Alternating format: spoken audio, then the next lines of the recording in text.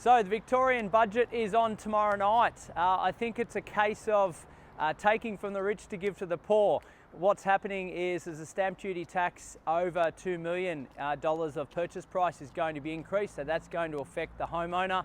Also a land tax going to be increased from values over 1.8, so that will definitely affect people transacting in new real estate purchases.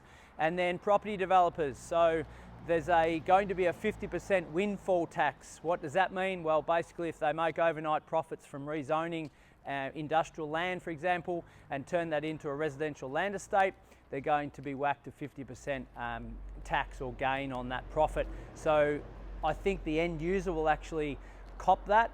They'll just put the land prices up in that particular area, but it does exclude growth areas. So what the government have deemed as growth areas, knowing that they want houses to be built there, that will be excluded. So interesting to see, watch that space.